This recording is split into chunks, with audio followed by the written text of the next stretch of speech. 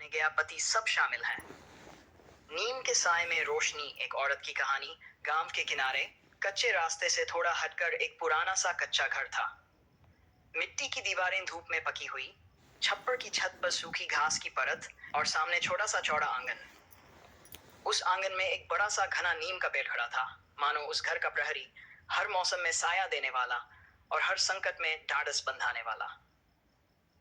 यही घर था सरस्वती का, एक साधारण पर दृढ़ और मजबूत इरादों वाली गांव की औरत का। उसका पति रमेश शहर में नौकरी करता था। महीने 2 महीने में कभी घर आता था, वह भी 2 दिन के लिए। घर की जिम्मेदारी, बच्चों की पढ़ाई, खेत खलिहान के छोटे मोटे काम, सब सरस्वती ही संभालती थी। सुबह की शुरुआत तड़के भोर के समय, जब पूरा गांव नींद में डूबा रहता, सरस्वती उठ जाती। नीम के पेड़ के नीचे रखा चबूतरा थोड़ा सा साफ करती, 2 चुल्लू पानी छिड़कती और वहीं बैठकर एक गहरी सांस लेती। उसे लगता कि नीम की हवा उसके दिल को मजबूत बना देती हो। भीतर से उसकी 8 साल की बेटी गुड़िया आवाज देती, अम्मा, धूप निकल आई। और पीछे से 5 साल का बेटा मुन्ना अपने छोटे छोटे कदमों से भागता हुआ आता। सरस्वती हंसकर कहती, अब उठ जाओ दोनों, बहुत काम है आज। वह चूल्हे पर चाय चढ़ाती, बच्चों के लिए दलिया बनाती और फिर पानी भरने निकल जाती। पानी का घड़ा भरकर लाना आसान नहीं था, लेकिन वह मुस्कुराते हुए करती, क्योंकि उसे पता था यह सब उसके परिवार के लिए है।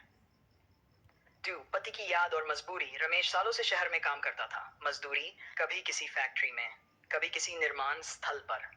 गांव में कमाई का साधन न होने के कारण वह मजबूरी में गया था।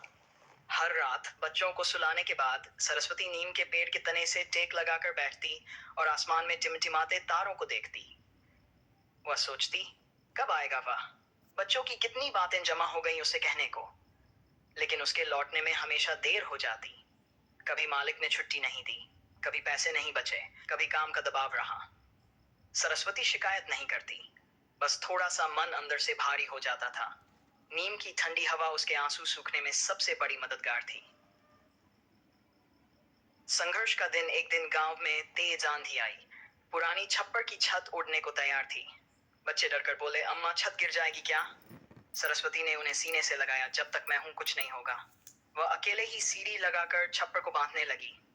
ऊपर से हवा चल रही थी, नीचे बच्चे रो रहे थे, लेकिन वह डटी रही। अगली सुबह उसने खुद ही टूटे हिस्से की मरम्मत की। गांव की औरतें देखते हुए कहती, सरस्वती, तू तो एकदम चट्टान है। सरस्वती हंसकर कहती, औरत अकेली हो तो चट्टान ही बनना पड़ता है।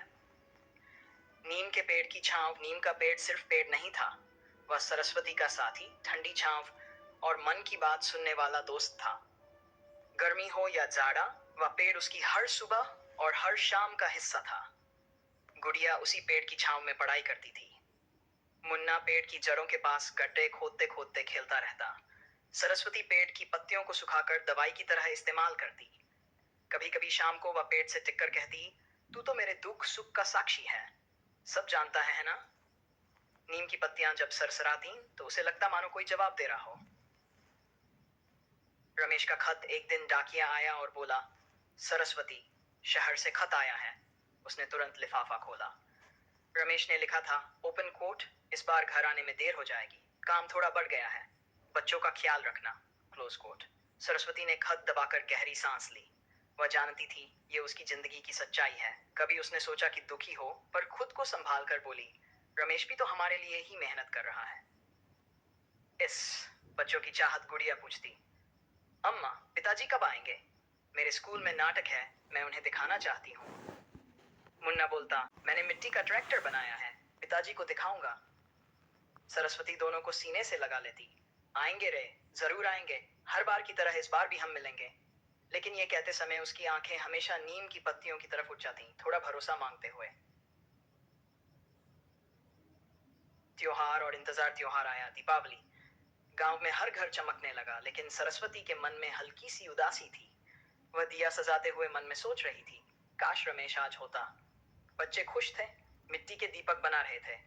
सरस्वती ने घर के आंगन को लीपा पोता, नीम के पास छोटी थाली रखकर पूजा की और मन में इच्छा जताई, परिवार हमेशा साथ रहे। 8।